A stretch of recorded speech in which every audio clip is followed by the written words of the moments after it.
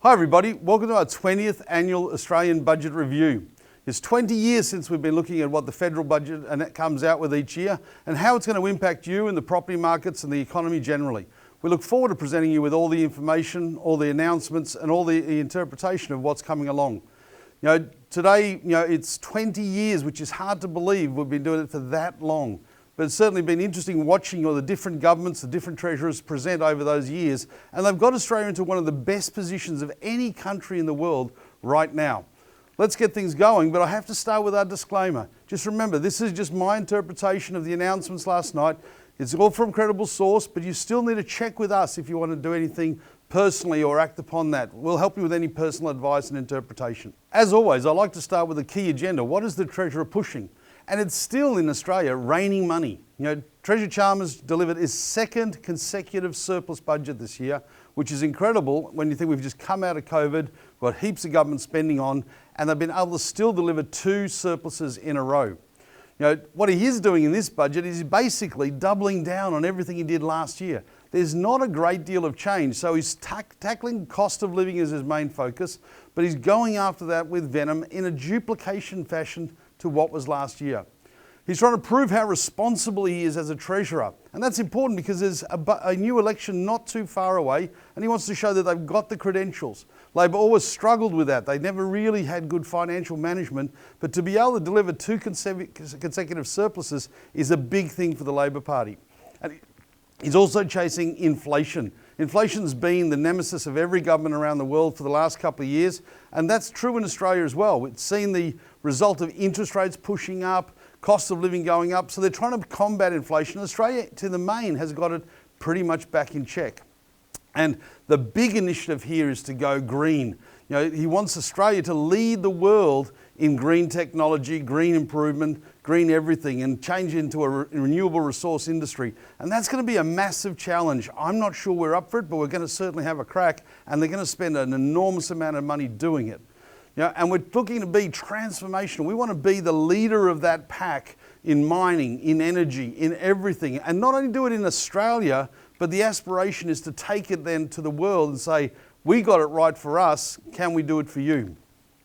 And in this budget, unlike last year's, there is something for everyone. And I was very critical last year because literally the only people that got something last year was if you were on government benefits. But this year, I think they heard the feedback, they heard the pushback, and they've certainly gone and been more generous generally, and that's an interesting concept.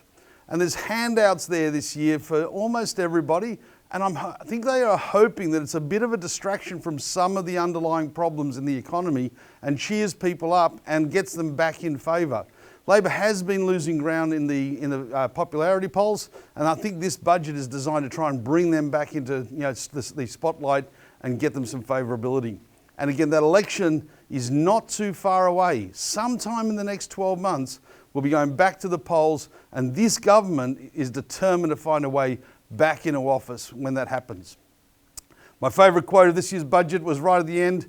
They're realistic about the pressures people face now and optimistic about the future. And that's really where he wants to be. A foot in each camp, here now for you, there for your future, building a better Australia, building a better country, building a better world, and that's what Chalmers is all about in this budget. Let's have a look at the numbers now. And as usual, we'll put up the last few numbers, and we've had some huge deficits over the last few years. Back from 17, 18, 30 billion, which forecast 10 billion actual. But this last 2 years, we've seen surpluses. And last year, the original budget numbers had a 4 billion surplus. But when they finished the accounts off at the end of the year, that had improved to an incredible $22 billion. Now, a large portion of that came from the fact that the government took away the low to middle income tax offset, which got them a fortune of about $10, $11 billion of additional, less cost and additional revenue. And therefore, to turn a $22 billion surplus is amazing. Now, they had forecast a $13 billion deficit this financial year in last year's budget, as you can see there. But they came in with a $9 billion surplus. And that again is amazing. 2 consecutive surpluses, the first time in 20 odd years that we've achieved that. And then we've gone now and seen that that's apparently an apparition. We were expecting a $44 billion deficit, so they've turned around $50 billion, but that's not going to stay apparently, because next year we're going back to deficits with about a $28 billion deficit. So somehow or another, we're losing that momentum, we're losing that economic power. Now, a large chunk of that is going to go in the tax reductions that have just been announced, but they've been legislated for many years, so people knew they were coming. So we'll have a look at that. But where this year's surplus came from was a phenomenal growth in revenue to $692 billion. 14% up from the previous year's $607 billion, and way up on the estimated budget last year of $668. So that revenue machine that the Australian government has created through both sides of politics is now enormous. And of course, what's fueling that significantly is population growth.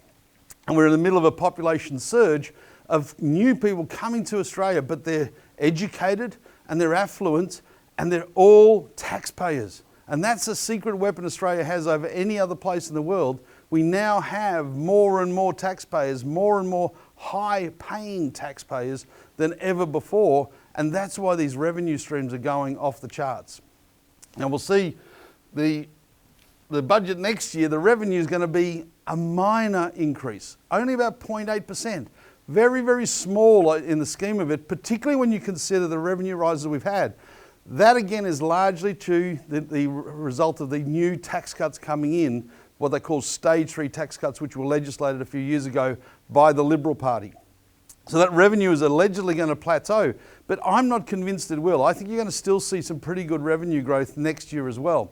And then we're seeing, looking forward on the numbers, expenditure now getting out to crazy numbers of about $726 billion of expenditure. So that's the real challenge in Australia right now. The revenue is not the problem. It's can we stop spending it?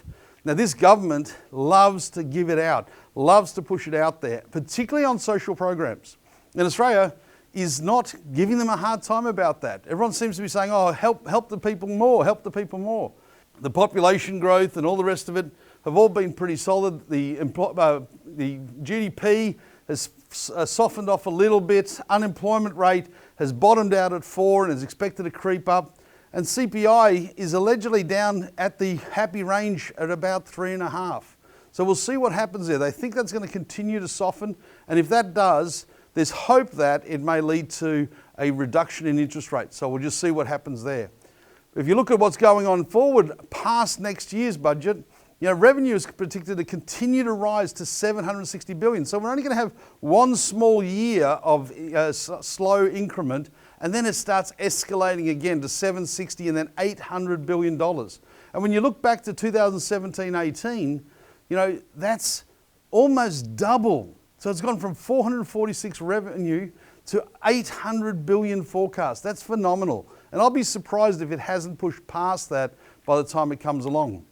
But as you can see, what comes in must go out apparently in terms of a government, and expenditure has escalated sharply too. It's gone from 450 and heading towards $826 billion in 27-28.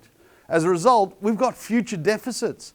Not only do we go from 2 lovely surpluses in next year's deficit, but we've got deficits now for the next foreseeable future, which is baffling to me. If you've got the government back into a good stead financially, where you're making surpluses, you're fixing everything, and you're still delivering services, do we really need to go and push that hard to go back into deficit when we could be banking the money at this stage? 2 years of this surplus is probably not enough, but again, it's ideology, and they've got the controls, they've got the checkbook, and by golly, they're implementing their ideology. Debt is now quite moderate compared to what it was meant to be. Our net debt's sitting at just under $500 billion, and it is going to grow because of those deficits to 660, but that's about where it was meant to be, even when all the adjustments. So all the savings, all of the adjustments, all the windfall of revenue, all amounts to very little, because we're going to end up in the same place as they expected to anyways in a couple of years' time. Doesn't really make sense to me, but it's good to know that we've got that powerful revenue stream, largely funded by salary-paying people, increasing every year with the migration, and then the commodities and the corporate environment is also helping that significantly. In terms of the main target of this budget and last year's, it's cost of living. Now, to me, that's important. We all need to manage our bills, but it's interesting that they're going after it again because inflation has already moderated. We saw inflation has gone from 6% plus down to 3.5%. So in truth, we've already solved the problem, yet the government is still putting it centre stage. Now, in this budget, there's a lot of cost of living announcements, and the first one was the power relief. Now, this is a little bit of a tricky one for me. This is what I call the inflation plug. Now, what the government is going to do is they're going to give this year $300 energy credit to every single Australian household. Now, that's important because everybody benefits. Last year, if you recall, it was a $500 credit, but it only went if you were on government support payments. Now, this year, it's going to everyone. Now, what shocked me was watching the media last night. The media was going crazy, saying, why are you giving $300 to the rich? They don't deserve it. Well, why not? They're living in Australia, they're covering the same costs, and they're the ones contributing to the most of this expenditure and help that everyone else is getting. So why would you exclude them? That doesn't make sense, especially when you look at the tax cuts, which I'll show you in a minute, where they've lost thousands of dollars worth of benefit to help the others. Why wouldn't you give them $300 of it back? In the same breath, they're also going to help businesses this year with a $325 rebate against their power bills. Now, these will be done on a quarterly basis, and what's sneaky about this is it goes direct to the power company. Now, the reason they do that is to subdue inflation. If they gave the cash to the taxpayer, then the bill would still be higher if it had gone up, and that would be contributing to inflation. But the government has done a deal to say, hey, if we pay direct to the power company, don't include it as the inflation numbers. Now, where that worries me particularly is that we've now got this trend line. We did it last year, we did it this year. What do we do next year if power bills are still higher? We're going to do it again and again and again. And look at the cost, $3.5 billion to keep inflation allegedly in check. And of course, what's going to happen is you're going to get that hit when that rebate is gone, where inflation is going to then kick up more than it was used to. So I'm not sure it's a good thing to do, especially when you consider, I went and did a little bit of searching around, and for $3.5 billion, you can build a pretty big power station. Now, it would serve something like about 900,000 homes. So if you're going to put $3.5 billion into power, build a station, because supply is the only thing that can keep prices down. So that doesn't make sense to me, but it's an easy fix. It's a quick fix, and it will definitely be a welcome fix for everybody that's there. But it's not a long solution. In the same breath, doubling down on last year again, last year they gave a 15% increase to the rent assistance for anyone on Social Security. This year they're doing it again with a 10% uplift. Now, again, it's a big hit, $1.9 billion, but it's a sugar out there. It's not really helping because it's not enough to cope with the rent rises. And so again, I'm not a big fan of this, but the government, I will give them credit, as you'll see later, are doing a lot to improve the quantum and the quantity of social housing. So hopefully that will have the counterbalancing effect. There's $3 billion interest waiver for anyone who's got university loans under the old HELP or the current HECS. So that's a big bonus. Now, what they're doing here is that the old university loans were all indexed to inflation. So inflation was basically your interest cost on your loan, which wasn't a problem when inflation was quite modest. So it was only 2, 3, 4%. But of course, last year inflation topped up over 6%. So all of those students with all their loans ended up with a massive interest cost. The government has nicely gone and said, look, we'll backdate this, we'll wipe it back, and they're changing the regime to go from not just inflation, but to the lower of either inflation or wage price growth. So that's going to go and drop it down to about 3%, and that's going to be worth about $3 billion overall to all those loans, and that'll be very, very welcome. They're also freezing prescription costs for a year for anyone on normal and 5 years for people on benefits. And that's going to mean that you're not going to have to worry about your pharmacy going up anytime soon. And they're bringing in the supermarket watchdog. Now, depending on your level of cynicism, whether this will work, it's very hard to manage this, very hard to police this, but it's a good idea to have that watchdog checking on it. Now, ultimately, the consumer is the best watchdog, and that's the only person that can control your shopping basket is you. So make sure you're looking for your specials, make sure you're going to the right place, and find a way to save money and get smarter with your weekly shopping bill, because that's the only way you can affect your household in truth. The government's also looking to do wage growth submissions to make sure that real wage growth goes above inflation and therefore takes pressure off households. And I'm happy with this as a concept, but it distresses me greatly that there's no conversation about productivity linked to this. Because in business now, it's getting very, very hard to justify the increased level of wages, the rotation of staff, etc., and you're competing largely with the government at wage cost. So it's all great for everything to move up for the government, because don't forget, the government, everyone they employ, they get 30% back in tax. I don't get 30% rebate back on my staff's wages. But what you've got to remember is that if you aren't getting productivity and you're just increasing wages, that's coming from somewhere. It's going to be pushed into inflation. It's going to be pushed out of business success rates. You're going to see failures. It's dangerous because it could then end up leading into lost jobs, unemployment, slowing economy. You've got to be very, very careful to have growth without productivity. You need both running side by side. And the stage 3 tax cuts are probably the biggest element in this budget. They don't have a massive impact on the budget bottom line, and largely because of the fact they were already legislated. So all the cost of that has been put into previous budgets. But this budget, they've changed the mix of it. But the great news is they're substantial and they're starting on the 1st of July. But what they have done is rejig the rates. Now, here's a quick summary from the budget overview papers that shows the level of savings that everybody's going to get. So if you earn up to $45,000, you're going to get a saving of about $800 a year. 135 up to about 3,700, up to about 190, 4,500, and at 190 above, 4,500. So that's a great bunch of relief. That's a significant sum and will be definitely welcome at a time where inflation is softening off. So it's good to have that come in.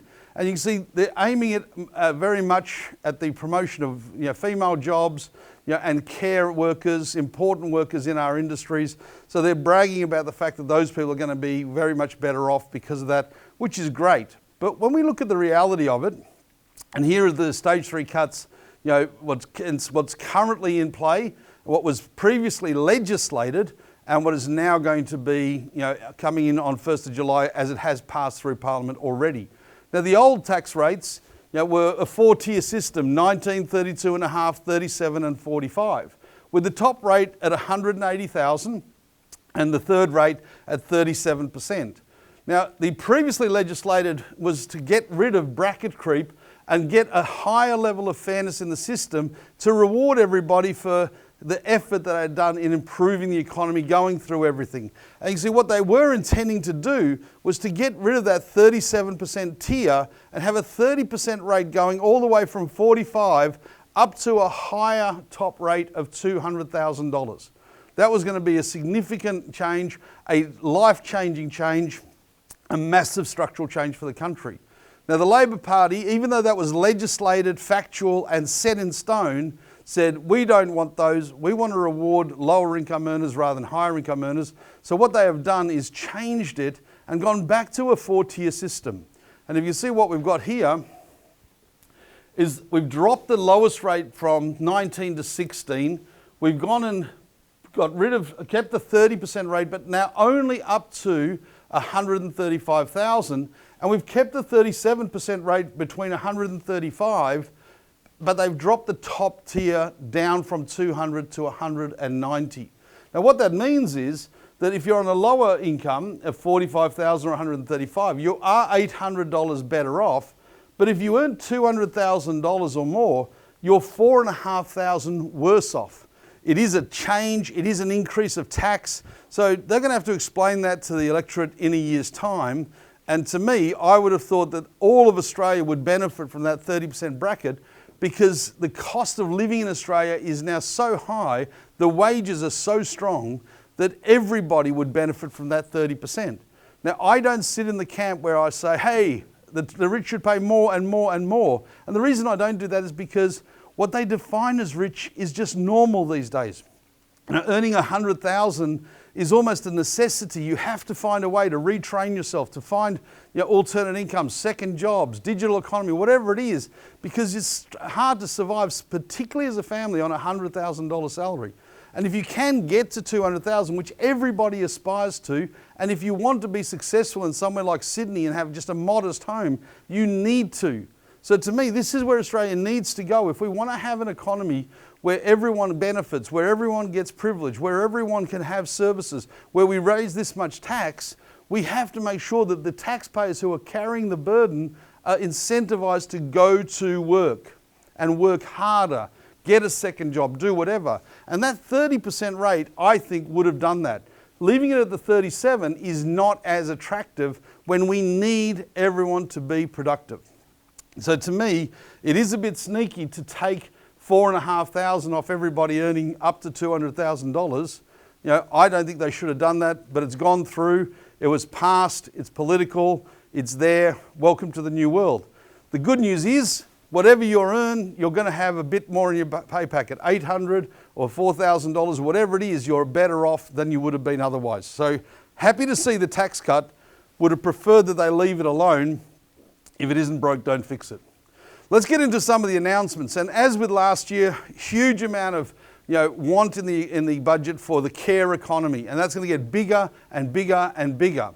And again, we're going to have to be careful here, because if we want to be this magnanimous, we have to have a large tax-paying base. So let's be careful not to take too much advantage of all those people that are paying that tax.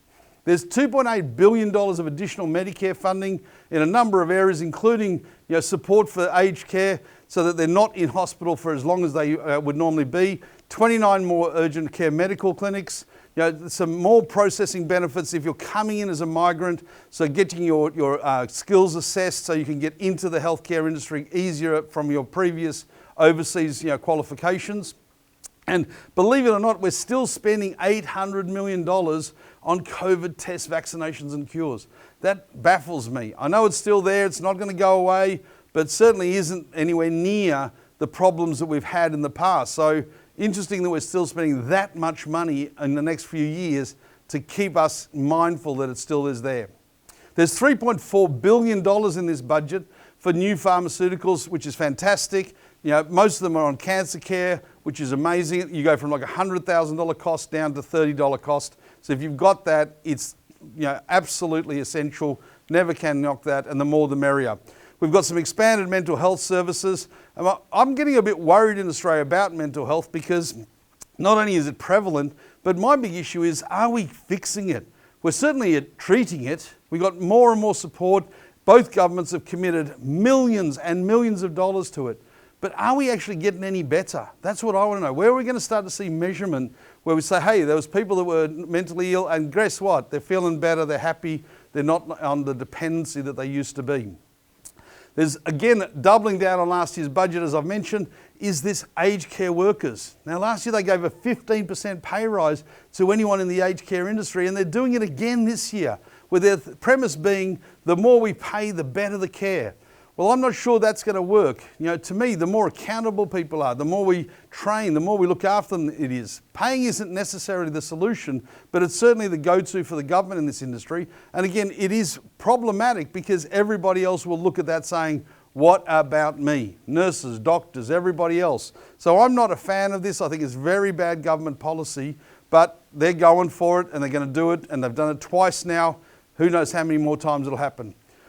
On top of that pay rise, there's another $1.2 billion going into an aged care IT system to track everything in that industry.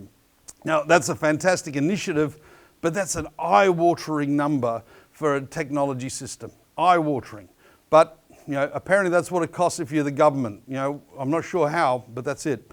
One great thing, 24,000 more places, about $500 million for that. And so lots going on there, lots of things happening. And NDIS, which is again one of my bugbears, I love the concept of it. It's bipartisan, it's important, it's very, very good for us as a society. But there's been $468 million put into NDIS to help get it on track. It's been wrought with fraud, wrought with waste, wrought with spending. And you can see in this budget, they've identified $14 billion of savings, primarily from fraud and misuse, over the next 4 to 5 years. Now, sadly, that's not coming back as revenue because it's going straight out the door for increased NDIS genuine expenditure.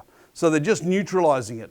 Now, this may end up just being a bookkeeping exercise because it's the way that they can keep down the growing cost of NDIS. But if they get this integrity right, it's a good system, but there is an incredible amount of waste and abuse in that system. They need to rein it in. I'm hoping to see that over the next couple of years. Let's have a look at Jim Chalmers' big ticket item, the Future Made Australia. This is where he wants to transform Australia, and this is, to me, his biggest challenge. But by golly, they're going to spend some money to make it happen. $22.7 billion over the next few years to make Australia an energy superpower. Now that is an amazing, amazing ambition. But they want to make sure it comes good with government backing you up, with the technology we have. And let's not doubt Australia's capability and resourcefulness. We invented Wi-Fi. We've done so many great things. So it's not impossible, but by golly, it's a grand gesture. Now there's going to be 134 million, and this to me is probably the starting point and best part of it, to make sure that projects get fast-tracked quicker and easier if they are environmentally sound. And that's going to include talking to the affected people and everything, because that's the biggest problem. We've got lots of great projects, but they can't get them started. So to fast-track that is definitely the best place to begin. On top of that, $6.7 billion is going to go in tax incentives if people are producing clean fuels like hydrogen. Now again, there's speculation here, there's a lot of talk, a lot of the people go, oh, why are you giving that? Because that's going to go to billionaires like Twiggy Forrest with Fortescue. But the truth is, it's not really money, because this is only if they start producing. This is to stop them speculating, to stop them procrastinating and say, hey, get it going. We want it done here, make it happen, and here's the incentive, because if you produce, we'll give you the incentive. If they weren't going to produce, we wouldn't have the money anyway. So it's, to me, not a big cost to the economy to give these incentives, as long as they are strategic, as long as they are managed, and as long as we're seeing real results out of it. In the same way, they're giving a $7 billion production incentive in the same manner for critical minerals processing. And this has been Australia's Achilles heel for many, many years. We have everything here, but we send it all overseas to be processed into tertiary grade. And we bring it back fully done at a massive additional cost. So if we can start processing here, that would be wonderful. But to me, I find this difficult to do. Everyone's tried it over many years, but the labour cost is very, very difficult. The environmental regulation, very, very difficult. So how the government can manage this in an environment where they want people to get more and more wages, less and less productivity, it's going to be very, very challenging, and it's going to take massive technological solutions. So hopefully we find a way to get that through. One of those things might be a little secret here with that quantum machine they're going to build in Queensland. And maybe they can slip an AI program into that, and it's going to come up with the ideas to make that technology work and get those industries going. Who knows? That could be the next big thing. And $1.5 billion is going to go into solar-powered production. Now, I think the government's starting to get a bit smarter, where they're actually going to be investing in rather than subsidising, and I'm happy with that. And we need to see more of it, but I do have reservations as to whether this is genuinely achievable in the modern age with the current style of work ethic, everything that's going on, the cost, the ethics, the regulations. I'm optimistic, I'll stay optimistic, but we'll see and watch this space with great interest. $566 million is going to geo-map all of Australia and have a look at where all these critical minerals might be, so we can be more efficient in finding them, digging them up and processing them, which is critical. And there's $1 billion going into focused training and education at universities and tapes all around for jobs that will be relevant in this workload. So mining jobs, technology jobs, processing jobs, manufacturing jobs, anything that's going to support these guys. The government wants the universities to sharpen their pencil and get relevant for that new job wave coming. And we've got $288 million going into more digital ID expansion to make us a better, stronger, more digital, more aware economy too, which is all pretty good. So I think this is all grand idea. I think it's certainly grand expenditure. Fortunately, 14 of it will not be payable unless things happen, but it's going to be an interesting place to watch over the next 5-10 years. Now housing, which again the government is giving a lot of energy to in terms of talk, but I'm not so sure they're getting the results that are needed given the environment that we're in at the moment. So let's have a look. They've got a target officially now of 1.2 million new homes in Australia over the next 5 years. Now when they originally announced this target, it was 1 million, and they had to backtrack on that and lift it because everyone told them we actually build 1 million houses every 5 years anyways in Australia. So they had to lift it up and say, oh no, let's be more ambitious, 1.2. But you can see the problem we have is that the approvals are on the decline. And that's because the construction industry remains in a shambles. They can't get labour. It's hard to get materials. The costs have gone up too high. So it's going to be very, very hard for the government to hit these targets if they don't make some bigger changes sometime soon. Now, what they are going to do is they're spending $1 billion towards the states to help them build additional infrastructure to release new estates, new housing areas, new development zones. So that's going to certainly help things out a lot. And we're also going to see $9 billion over the next 5 years going into build state-funded social housing. They want to lift that up with about 40,000 social and affordable homes to help out the homeless and the needy and the lower income. So that's going to be great. But the problem there is that's going to be competing with the open market. And so the already is pressure trying to get your house built as an individual. If you're now competing with a government contract that will likely be more generous than yours, that's going to make it very challenging to build homes in Australia and hit that $1.2 million target. We're going to see $1 billion going towards crisis accommodation, so people that are having violence, having issues, homelessness, etc. So that's going out, and that's going out through the system. And $1.9 billion in lending to community groups to help them expand their housing base too. So again, this is a lot of pressure on the demand side. We're going to have demand for more and more building, more and things. And it will bring supply in, which is important, but is it the supply that we need? Is it the supply that's going to be quick? Is it the supply that is going to fix the housing for the general population? I'm not convinced about that. There is $90 million, and this is a very good initiative, to create another 20,000 fee-free construction places at TAFE. So that's what we do need, more workers, more labourers, more skilled staff. That's what we do need. But I think the government also needs to step back a bit, and I think they're missing their best weapon in the housing market, and that is private individuals. Australians have an obsession with owning and investing in Australian property, and when you invest in a property, you are renting it out. The problem that they've had over the last few years is that everyone has turned on landlords as if they're bad people and knocks them, and it's been harder and harder. This cost, the regulation, everything is making it bad to be a landlord, and therefore people aren't doing it. So we've lost a large source of public housing, rental housing, by not encouraging landlords in. Now last year the government finally did something. They increased the building depreciation from 2.5% to 4%.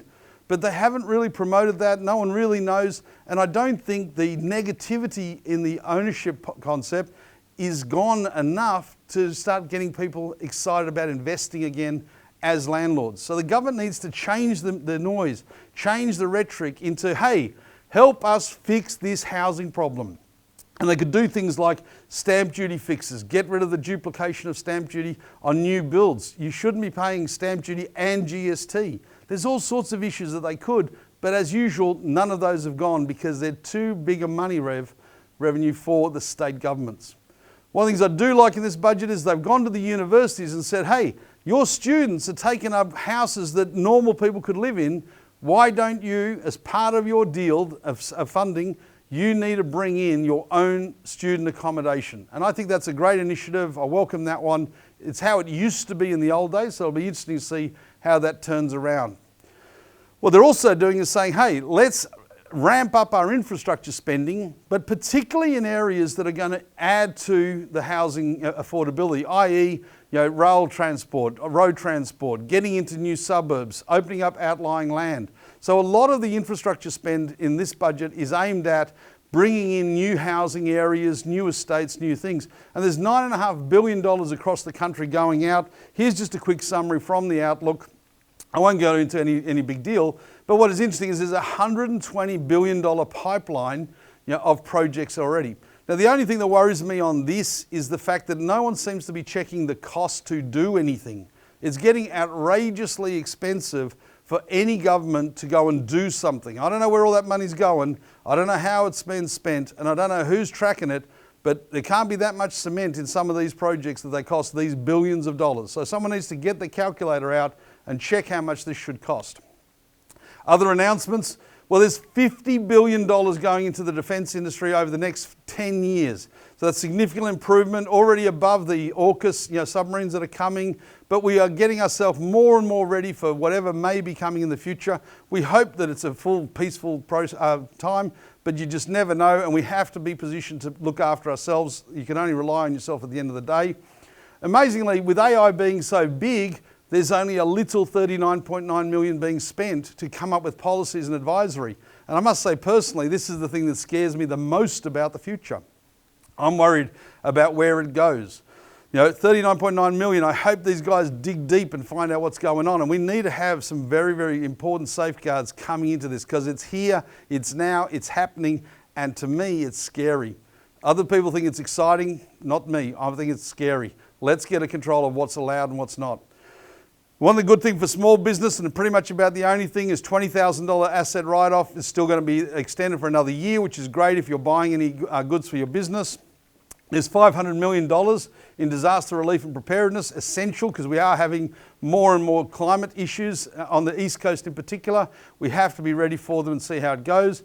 There's a new announcement recently of $925 million for support services for partner violence initiatives. And this includes, if you are having problems at home, you can get out with a $5,000 grant, where before a lot of people were afraid to leave because they had no financial resources. They didn't have the capacity to get out of their endangered environment. So hopefully that's going to work. But the thing is, again, here that worries me is there's so much of the money being spent on the support and not enough on the outcome. And what I think we need to do is be going into the family courts, where a lot of this stuff stems from, where there's so much angst and anxiety when people are divorcing, particularly over child issues, who gets custody, financials.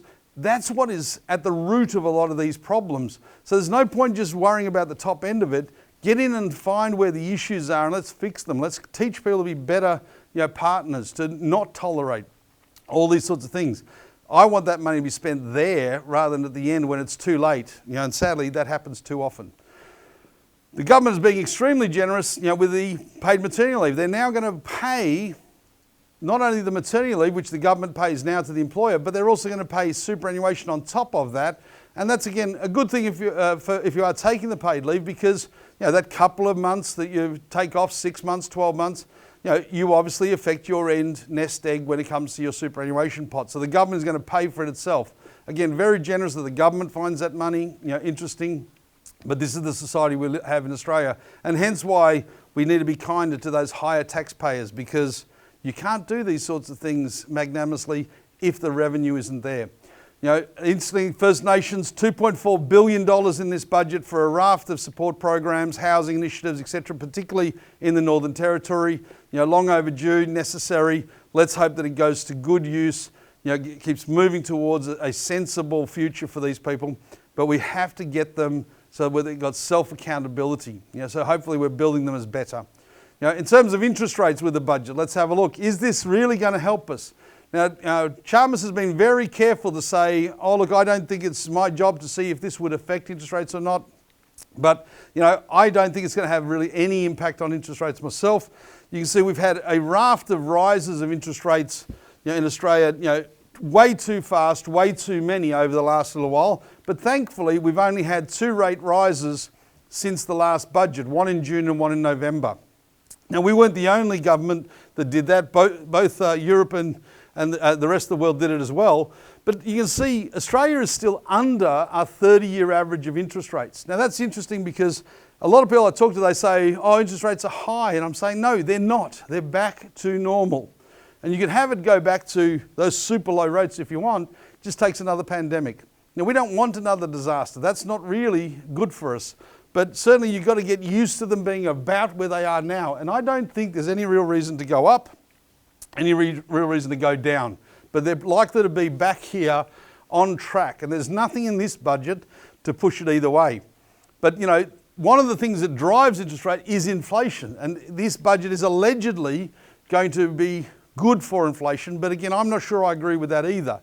I think that we've got too much demand, particularly from the government. They're spending lots, they're employing lots, and they're paying top wages, and therefore it's making the normal economy distorted. And they are competing for housing, they are competing for staff, they are competing for services. It's very, very hard for a normal business, a normal person, a normal individual to compete with a government spending pattern. So to me, that worries me. And you can see inflation, ironically, is back to its good, happy place. So theoretically, if we're back in the right range of that 2 to 4%, did this budget need to be chasing inflation? Did we need to offer so much? I think everyone's glad that they did, but if we've already got there, do we need to keep going? We'll see over the next 12 months. In terms of the Australian dollar, there's nothing in this budget really that will affect the dollar either. Now, ironically, the dollar has gone basically flat over the last 12 months, but you can see has oscillated as high as 68.8 and down as low as about 62. Now, we're sitting at around about 66 now, and that's probably a normal place. I'm on the record and have been on the record for the last decade saying that I don't think the Australian dollar should be any less than 70 to 75 cents US, and I remain there. I think it's, our economy is one of the strongest in the world. The US certainly isn't. But again, it's about demand. Who wants the Australian dollar? Apparently not too many. But now that we've got so many migrants, you might see that the demand comes along. But we're still just a very small population, a very small country. So it's very hard to sell your currency as a dominant when you've only got 27 million people and other countries are 200-300 million, 1-2 billion, etc., etc. But the dollar, I think, is about where it should be on a soft end. It's cheaper on now. It's come back up to 66. I still believe 70, 75. So it's a good time to buy Australian dollars if you're thinking about it. Send it back and invest. Let's have a look at the key thing. And again, migration to me is the most important factor in our property market, the most important factor in our economy. This population growth that we've had now for 30, 40 years is the thing that makes Australia's economy safer, better and more stable than any other economy in the world. It also is the thing that masks the fact that we're quite inefficient in our economy. The fact that we've got more customers every year, is good for any business, but we are growing our economy at a lower pace than our population. And therefore that tells me that if we get lower growth than population, we're not very efficient and our businesses aren't growing as efficiently as they could be. But it covers up a lot of the cracks and it's a good thing. But what has happened is the last year in particular, population growth has gone through the roof. And you can see to the year to 23, 659,000 more Australians, roughly 400,000 odd migrants, and about 200,000 net births. And that is a record. We've never been that high before. In fact, the September number was the highest since 1981, and the top three was September, June and March 23.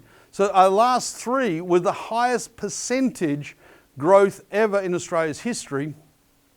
And where that's particularly scary, it's off a much, much bigger base. So when it was 2% growth back in 2007, 2009, the population was 22, 23 million.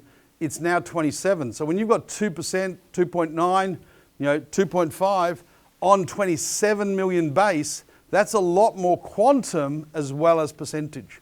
Now this means that we're going to stay in high demand because the great thing from the economy is 659,000 people need breakfast every day now. 659,000 people need somewhere to sleep, somewhere to drive, somewhere to walk, a school. So this is what is stimulating economic activity at a better direction than any other thing. It keeps our consumers going, it keeps our retailers strong, it puts pressure on the government for services, but it's also putting a massive amount of revenue because this is 600,000 future taxpayers. And this is not going to slow down much in the near future. But you can see these levels. New South Wales up from 2.3% from last year, 1.3% growth.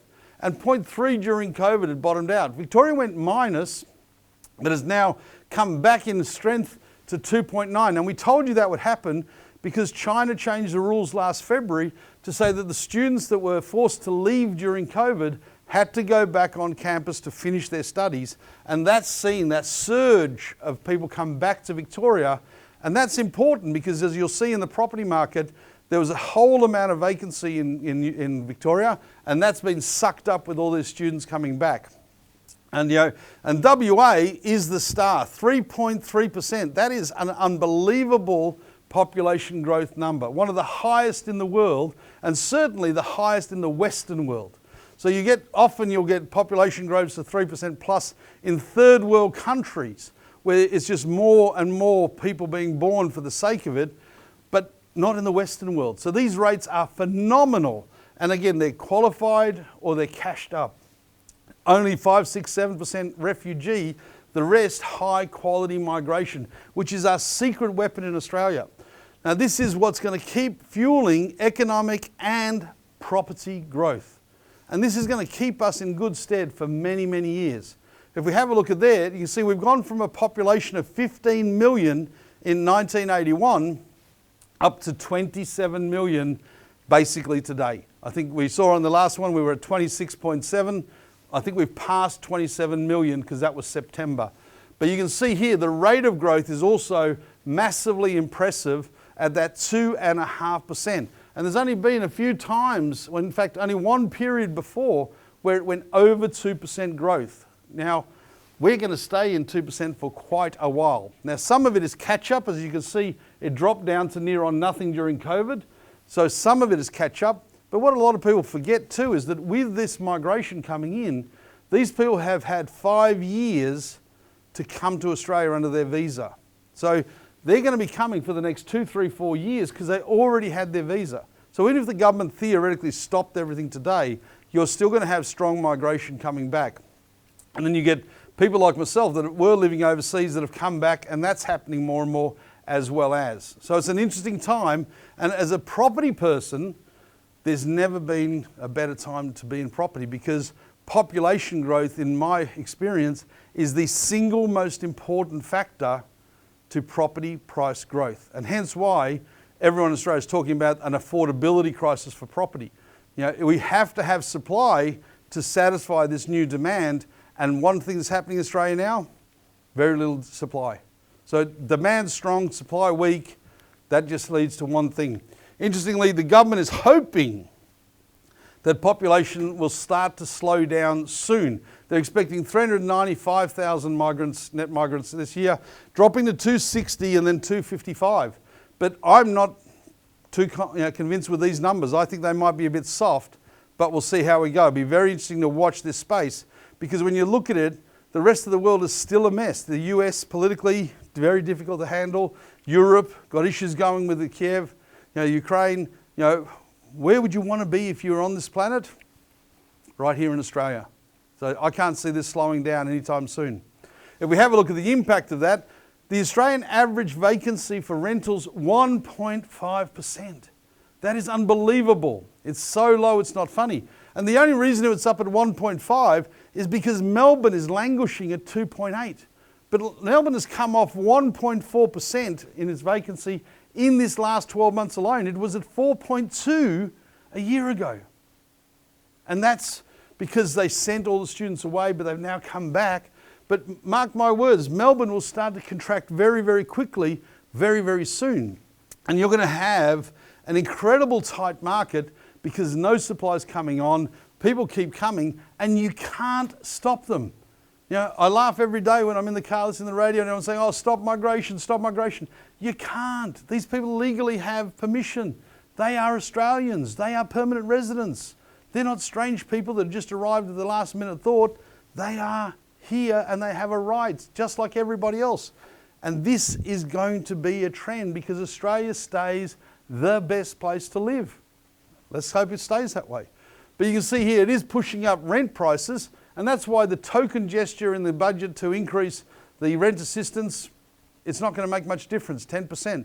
So, you've got rent rises well in excess of that, so they must bring in that social housing supply as quickly as possible. But my issue is I don't know if everybody's going to accept it when it comes on. Australians are very, very choosy. They'll say, I don't want to live there. But they're going to have to. Someone's going to have to shuffle the deck. But we'll see what happens. But you can see here in regards to the property market, the market's starting to do well. Now last year, if you'd watched the seminar, Sydney and Melbourne were in negative growth. They'd gone down about 10-15%. But they're back in positive for Sydney, and Melbourne was only a small contraction, largely because of the confusion of that high vacancy factor and not knowing where it was going to go, particularly in the apartment market. but it's now on the road to recovery because that population growth is huge there in Melbourne at the moment and has been traditionally. Now, Perth led the pack at 7.5 as we predicted. And I think it's going to keep going. Why? Because it had the highest population growth at 3.3%. There is a direct correlation between population growth and price growth. So mark my words, that's going to go up even more next year, particularly when you look and see that the Perth average price is $645,000, 65% of the national average. Now what's happened is a lot of the people from Sydney and Melbourne do sell and traditionally go to Queensland, but the Queensland property prices have kicked up nicely too. 9.5% average over the last 10 years. And so when people are arriving into those markets, they're saying, hold on, I thought there was a cheaper house. There's not. Where else can I go? And Adelaide is benefiting, Perth is benefiting, where they were never on the agenda before. You talk to a lot of East Coast people, they hadn't gone to the West Coast, they haven't gone to Adelaide. But let me tell you, they're going there now and they're realising how good it is. So you can expect those markets to overperform. Sydney and Melbourne will be good performers this next 12 months as well because their population growth is back well beyond pre-COVID levels. And they're going to stay strong. Sydney is still the preferred gateway into Australia of all migrants. So you're going to see strong growth in the Australian property market for a long, long time. 5, 10 years, because that's how long it's going to take for supply to catch up. Now you see I've got here the best and the worst time. It is the best time to be a property owner. It is the best time to be investing in property. But it's the worst time to be a landlord because the regulation's getting harder, the rules are changing, the tenants are more demanding. So it's ironic that we're all being bashed as landlords, saying, oh, you're horrible, you're greedy, you should cap your rent, you should lower your rents. But it's the landlord that offers the solution to the rental affordability crisis, because if we can encourage more Australians, more foreigners to buy a property and rent it out in the market, we bring more supply. And let me tell you, no matter how fast the government goes, they can't do it to the same level, speed and quantum of general investor markets. So all we have to do is say, hey, you're not a horrible person if you're a landlord. We need you. We need rental property. If you rent your property, thank you. Thank you. I love the fact I'm living in your lovely house. Thank you. That would be a nice thing to start. But mark my words, this property market is going to have a wonderful time over the last little while. I think we were one of the only people that predicted property would do well post-COVID, during COVID. This is now next level turbocharge, and the policies of the government are not good enough to fix this in any way, shape or form. So you better hang on for the ride, get in and get your property as quick as you can, otherwise you may not be able to afford it in the future. Finishing off the highlights, I love the fact we've got 2 surpluses in a row, near on a miracle. I love it. As an accountant, I've always said we should have surplus in Australia. We've got the best economy, we've got the most taxpayers, we've got the most resources. It's a fantastic place. We should be profitable every year, but usually we're not. But the last 2 years, yes, we have been. Well done, Chalmers. I like the fact that we've got help for everybody in this budget, not just the people on Social Security. It's important that we recognise everybody's contribution in making that tax base bigger, in making those services afforded, in making sure that people can be helped, because you can't help them if we don't have the revenue. We don't have the revenue if you don't have everybody on page. I'm happy to see the social housing splurge. I think it's the right concept. I'm not sure it's the right delivery method, but I'm really happy that they are giving it a lot of attention, going to bring in a lot of stock. I hope it happens quickly. It's necessary, and then I hope that people take it up. That's going to be the key. Will people go and live in these houses, or will they be too particular? I hope that they take it and run. I love the fact stage 3 has come in now. I didn't like the fact that they jigged it. They shouldn't have done that, but it's there. It's still substantial. It's still important. It's fantastic. I think going into green manufacturing is a fantastic idea. I hope it can become a reality. I think that's good for everybody on the planet, but I think it's a very, very ambitious one, but I'm hopeful there. I'm very hopeful. And I'm loving the fact that they've gone after NDIS. I think they've got a lot more work to do there, but it's been a bugbear of mine for quite a while. It scares me how much we're spending there that's not being put wisely to use. There's more than enough funding in there to look after everybody if we do it properly with accountability and efficiency, and that's the key. You know, the migration boom dividend cannot be underestimated. That new revenue that's coming in from having extra taxpayers from migration is enormous. And don't forget, we've got a whole bunch of students that have been studying till they were 25 or 28 that are finally going into the workforce now. So that is where Australia's future lies. We've got lots of taxpayers coming in, a bigger base, a bigger revenue. Then we can be selective, we can be generous, we can be magnanimous. That's critical. I don't like the fact that the budgets were lucky to an extent. They weren't planned. Neither of them were planned. They just happened because of that dividend from the migration, because of the tax collections. And I'm sad that given that we can do it, why don't we keep doing it? We don't have to stop doing it. We could have kept the budget in balance, but we'll see if it happens through revenue. It's not going to happen through expenditure, because we certainly have an obsession with this government in particular that say, hey, we got revenue, let's get it out there, let's do another big initiative, let's find something bigger and better. Now they call that structural change, they call that, you know, policy and ambition. I think that's fantastic, but let's make sure that we get value for the money. If we're going to spend billions and billions of dollars on a road or the mining or whatever it is, the manufacturing, let's get value. That's all that matters. And I'm really, really sad they keep missing the target on property. Ironically, I'm a bit happy as a property investor because it benefits me when they do miss the target. But I know people need help in the property space, so please get it right. Get the stamp duty sorted. Get the GST sorted. Encourage people to build more, because that could be a hell of a lot more affordable if we took GST out of housing construction, which it should not be there. But the state governments don't want to get rid of that revenue, and someone needs to hold them up to account. And start appreciating landlords. If you want that rental crisis fixed quickly, look after the landlord, because that's the only person that can mobilise quickly enough to solve it in a heartbeat. I'm waiting to see whether this green manufacturing, Australian made, is going to be a dream or a nightmare. I have my reservations because of our ability with cost, because of our ability with efficiency, and because of the lack of productivity not being in the conversation. If we could get productivity in the conversation, anything is possible. But without productivity, you can't have high cost if we don't get high outcomes. And that's going to be the greatest challenge that Chalmers faces over this next period that he is in power, is can he make this efficient? His dream is on the table, his money is on the table. Can he make the country do it in a proper way? On that note, that's pretty much all I've got to say for the budget. I think he did a pretty good job overall, but I think he did fall a bit flat. So this year I'm dropping it down to 6 out of 10, because I would have liked to have seen productivity. I would have liked to have seen incentive for the private industry in the housing. I'd have liked to have seen a few things, but it's a lot better than a lot of people are saying. So 6 out of 10, Chalmers, that's a pretty good job. You know, that's me done for the evening. I hope you enjoyed the session. If you've got any questions, please reach out to the friendly team at SMATS. We're always here to help you, looking after your tax, your finance, your property aspirations, having done that now for almost 30 years. 20 years of budget seminars, 30 years of operations. No wonder I'm looking old. Thanks for your time. Have fun.